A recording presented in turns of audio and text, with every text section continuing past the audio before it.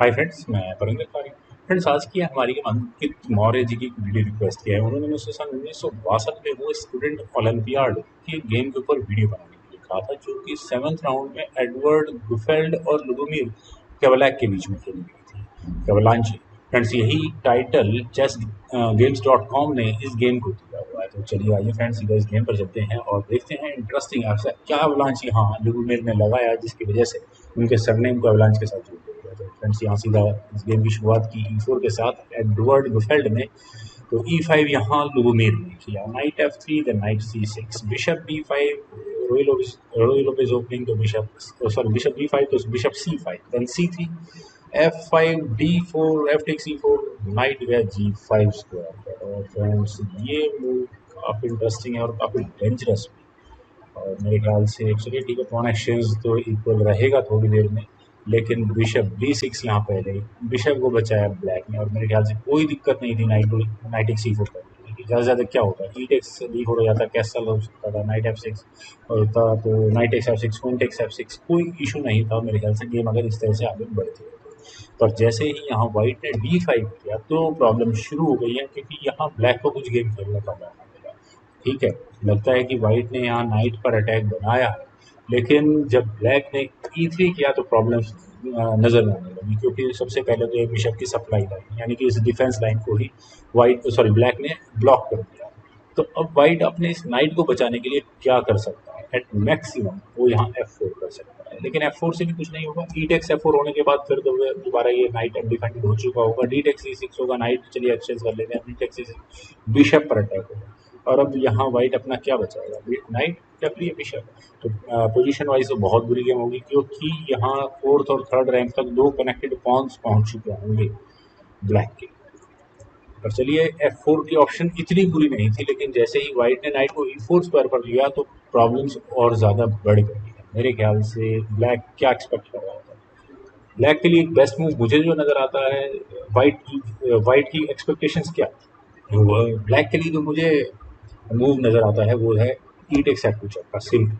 लेकिन इससे अगर इस तरह से गेम आगे बढ़ती तो नाइट टेक्स F2 जाता, bishop takes F2 check, king takes F2, queen F6 check होता, तो किंग G1 स्क्वायर पर जा सकता था। लेकिन शायद यहाँ इस पोजीशन से एडवर्ड क्वीन की एंट्री को भूल गए। उन्होंने जैसे ही यहाँ लुबोमिर ने अपनी क्वीन को H4 स्क्वायर कर लिया तो अब प्रॉब्लम्स और ज़्यादा बढ़ गई। चलिए, इसका डिफेंस व्हाइट ने फिलहाल कर लिया, क्वीन को F3 स्क्वायर पर ले जाकर नाइट पर भी डिफेंस हो चुका है।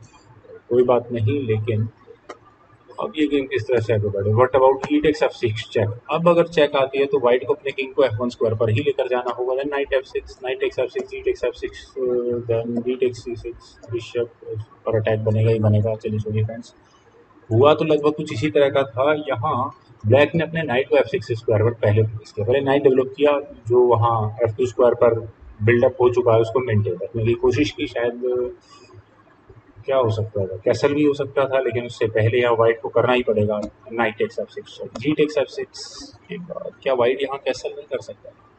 इतना इजी नहीं था, लेकिन व्हाइट कम से कम यहाँ बिशप टेक्स C3 जरूर ऑप्ट कर सकता था। उस अगर यहाँ से ही गेम आगे बढ़ती तो ज़्यादा क्या होता, यहाँ ब्लैक E4 कर देता, क्वीन पर अटैक बनता तो क्वीन E2 स्क्वायर पर चली जाती, उसके बाद नाइट मूव हो जाता F5 जैसे जैसे स्क्वायर पर, और उसके बाद यहाँ बिशप एक्सचेंज हो सकते थे, व्हाइट आराम से कैसल कर सकता था, अपने पीसेस को फर्दर डेवलप कर सकता था, और यहाँ ये पॉइंट इतना अफेक्टिव भी नहीं रह पाता। लेकिन जब यहाँ व्हाइट ने डी टेक्स C6 किया, इस नाइट को लिया, तो प्रॉब्लम्स बढ़ती ही चली गई। ई टेक्स F2 चेक, ये मूव ऑफ जैसा। अब किंग कहाँ गया? किंग के लिए बेस्ट स्क्वायर है, ये ब्लेंडर हमेशा याद रखना, जो कि यहाँ व्हाइट ने किया था। किंग के लिए बेस्ट स्क्वायर F1 है, इस पॉइंट के प्रमोटिंग स्क्वायर पर ही किंग को होना चाहिए। आप कह सकते हैं कि कभी ना कभी माइट भी ब्लैक अपने बिशप से लाकर यहाँ टारगेट बना सकता है, लेकिन उसमें इस पोजीशन ब्लैक को काफ़ी समय लगने वाला है इस पोजीशन से, और इनफैक्ट वाइट के पास भी उसका राइट स्क्वायर बिशप है, तो प्रॉब्लम इतनी ज़्यादा नहीं रहने वाली है मेरे ख्याल से यहाँ पर वाइट को। लेकिन जैसे ही वाइट ने अपने किंग को D1 स्क्वायर पर प्लेस किया तो मेरी नज़र में गेम बहुत ज़्यादा डी टेक्स C6, बिशप पर अटैक बना, बिशप E2 स्क्वायर पर ही जाएगा, then bishop E6, light square bishop after all develop हो चुका है। वाइट की गेम में फिलहाल जो प्रॉब्लम्स है, सबसे बड़ी प्रॉब्लम है कि उसके पीसेस यहाँ डेवलप नहीं है, प्री मैच्योर पीसेस डेवलप करने चाहिए थे। बेस्ट मूव नाइट को D2 स्क्वायर पर ही लेकर जाने का होगा, क्योंकि ब्लैक कम से कम आप यहाँ देख सकते हैं कि सबसे पहला काम कैसल करने का ही करेगा। कैसल होने के बाद ये नाइट भी पिन हो चुका होगा, लेकिन फिर भी व्हाइट का किंग कुछ देर के लिए सेफ रह सकता है। लेकिन यहाँ इस पोजीशन से पहले व्हाइट ने क्वीन एक्सचेंज करना ज़्यादा ठीक समझा उन्होंने यहाँ किया। Queen H5 check, forcefully queen exchange होंगी ही होंगी, तो queen takes H5, then bishop takes H5 check, king E7 square पर, देन P3। मुझे अभी भी लगता है कि व्हाइट को यहाँ नाइट को ही डेवलप करना चाहिए था। बिशप D5, और फ्रेंड्स ये बिल्डअप बहुत एंडलेस है। यहाँ ये पॉन और उसके बाद रुक कहाँ जाएगा, रुक के लिए कोई जगह नहीं बचेगी। और अब यहाँ से इस गेम को किस तरफ आगे बढ़ाया जाए। But about this night, sorry bishop F3 best option थी, बिना सोचे यहाँ करना चाहिए था, यहाँ ऑप्ट करनी चाहिए थी। लेकिन इसके बाद E4 बिशप पर अटैक बनता तो कोई प्रॉब्लम नहीं है, बिशप वापस E4 स्क्वायर पर जा सकता है, देन E3 होता और फिर दोबारा बिशप वहीं जा सकता है। लेकिन प्रॉब्लम होती ऐसा भी नहीं है, बहुत स्ट्रॉन्ग कनेक्टेड पॉन्स ब्लैक के विन बनने के लिए आ चुके होते और थोड़ी देर तक होल्ड किए जा सकते थे। पर जैसे ही यहाँ बिशप A3 चेक किया, वाइट ने सोल्यूशन तो निकाला इस प्रॉब्लम का, लेकिन इतना इफेक्टिव नहीं था। क्यों नहीं था, किंग गया E6 स्क्वायर पर, देन बिशप G4 चेक।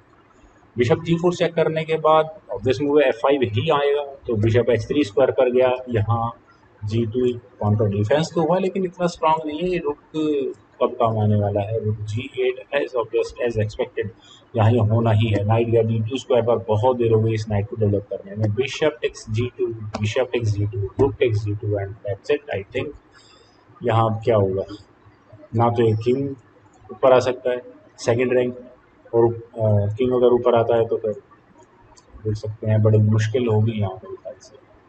चलिए छोड़िए फ्रेंड्स, ये वही देखते हैं। रुक कह गया F1 स्क्वायर पर, कुछ देर के लिए तो हो गया डिफेंस। रुक D8, नाइट को यहाँ पे किया, देन किंग गया E2 स्क्वायर पर, नाइट की पिन को तो खत्म करना ही होगा। और अब ब्लैक, अगर मेरे जैसा खिलाड़ी ब्लैक की तरफ से खेलेगा तो रुक टेक्स H2 कर लेगा और इजीली स्टेप बाय स्टेप इस गेम में जितनी लीड मिल चुकी है उसको धीरे धीरे करके आगे बढ़ाने की कोशिश करेगा। लेकिन यहाँ ब्लैक ने पहले किया रुक टेक्स D2 चेक, और फ्रेंड्स ये वो फाइनल ब्लो था जो ब्लैक वाइट को दे सकता था। क्यों दे सकता था, क्योंकि यहाँ ये जो तीन पॉन्स जो कनेक्ट हो जाएंगे थोड़ी देर के बाद, वो बहुत भारी पड़ने वाले हैं। King takes D2, then E4 obvious move है, और अगले मूव में यहाँ एक और चेक आने ही वाली है। चलिए कोई बात नहीं, बिशप गया F8 स्क्वायर पर, और फ्रेंड्स बिशप का F8 स्क्वायर पर आना थोड़ा सा है कुछ इसमें प्रॉब्लम। अब ये बिशप कहाँ H6 स्क्वायर पर जाकर यहाँ पॉन पर प्रेशर बनाने की कोशिश करेगा, लेकिन उससे ज़्यादा फर्क पड़ेगा नहीं। F4 यहाँ पहले वाइट ने किया, पहले ही इस बिशप के रास्ते को बंद कर दिया, और अगर अब आएगा भी तो यहाँ किंग इसके डिफेंस के लिए आ चुका होगा। तो वाइट को क्या करना चाहिए, मेरे हिसाब से पॉन को आगे पुश करना भी ठीक था, या फिर चलिए देखते हैं। यहाँ इस पोजीशन से वाइट ने किया था B4, और B4 का मतलब मेरे नज़र में एक ही निकला है, दो निकले मतलब यहाँ सी पॉन को आगे पुश करना दो बार, या फिर बिशप को वापस लाना यहाँ इस C5 स्क्वायर पर। तो देखते हैं कि एडवर्ड ने यहाँ क्या ऑप्ट किया था। व्हाट अबाउट E3 चेक, ये वाइट का ऑब्वियस था, ये वाइट के पास किंग D3 स्क्वायर पर ही जाता, नहीं तो ब्लैक का एक किंग और आगे आकर वाइट को परेशान करने के लिए काफ़ी था। लेकिन यहाँ इस पोजीशन से ब्लैक ने रुक G5 स्क्वायर पर लिया।